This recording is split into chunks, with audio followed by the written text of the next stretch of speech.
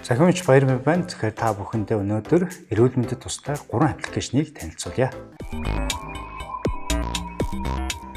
За миний танилцуулах эхний аппликейшн бол Zero гэдэг ийм аппликейшн байна. За тэгэхээр энэ ямар учиртай аппликейшн вэ гэхээр та бидний ерөнхийдөө мэддэг монголчууд эсвэл бол энэ мацгийг бол их сонирхож байгаа. Тэгэхээр мацгийг илүү системчилж өгөөд одоо аппликейшн болгоод ингээд технологитой холбогдсон ийм аппликейшн байна. Тэгэхээр бол мацаг гэдэг зүйл бол дотроо их олон харгачлалууд байдаг. Жишээлбэл 16:8 за хоногийн циркадийн ритмтэй буюу одоо өглөө нар мандаад орой нар жаргах үед бол хоолоо идээд бусд үед нь хоолыг одоо хязгаарлаж яадаг ийм аргачлалууд байдаг. 20 цагийнх за бүр урт хугацааны мацагч гэдэг юм. Ингээд өөрийнх нь өөр тохирдог энэ одоо аргачлалуудыг сонгоод жишээлбэл хамгийн их түгээмэл одоо хүмүүс хэрэгэлдэг бол 6:8 гэдэг энэ аргачлал байдаг. Жишээлбэл энэ аргачлалаа ингээд тавьчихад яг энэ цаг явж байгаа хэсэгт бол та юм идэж болохгүй шүү. Бусад үеүдд нь одоо ямар хоолууд идэх юм бол таныг яг энтэйгээ мацагтайгаа зохицоод явах вэ гэдэг хоол хүнсний мэдээлүүд нь явдаг. За дээрэс нь бол тухайн чиглэлээр одоо салбартаа мэрэгчлэн болсон гадны мэрэгчлүүдийн бас ингээд мэдээллүүдийг бас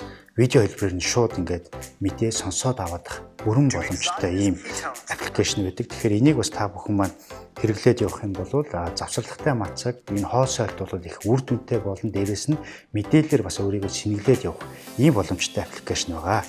За хоёр дахь нэг аппликейшн бол Дэлхийн эрүүл мэндийн байгууллагын гаргасан инфо аппликейшн байдаг. Энэ яадаг вэ гэхээр ер нь бол сошиал нийгэм хөгжиж байгаатай холбоотой мэдээлэл бол ташаа мэдээлэлүүд бол их одоо төгдөг. За тэгэхээр энэ бол яг албан ёсны их сурвалжаас та бүхэн бас мэдээллийг тэн дундаа эрүүл мэндтэй холбоотой мэдээллүүдийг одоо аваад авах бүрэн боломжтой. Одоо ингэдэг энэ бол одоо вакцинтай холбоотой мэдээллүүд нь байж байна. За дээрэс нь бол Дэлхийн эрүүл мэндийн байгууллагаас хийгдэж байгаа ямар одоо олон улсын хөтөлбөрүүд байдгийг энэ бүх мэдээллүүдийг авах боломжтой. За хоёрт нь бол дэлхий дээр өрнөж байгаа олон одоо өвчлөлүүдийн талаар ингээд тоо баримтуудыг бас ингээд сүүлийн кейсүүдээр нь гаргаад өгчдөг ийм аппликейшн байдаг. Дэлхийн эрүүл мэндийн байгууллагын аппликейшнийг бас хэрэгжилж үзээрэй гэж зөвлөх байна. За гурав дахь нэг зүйл бол дотоодын одоо яг энэ агаарын бохирдлыг одоо тоо мэдээллүүдийг гаргаж идэг ийм одоо аппликейшн. Тэгэхээр бид нар бол хүүдэн сэргээний үйлрэлд агаарын бохирдол их байна гэж үздэг. Тэгэхээр одоо яг энэ цаг мөчид бол за энэ 122 гэдэг энэ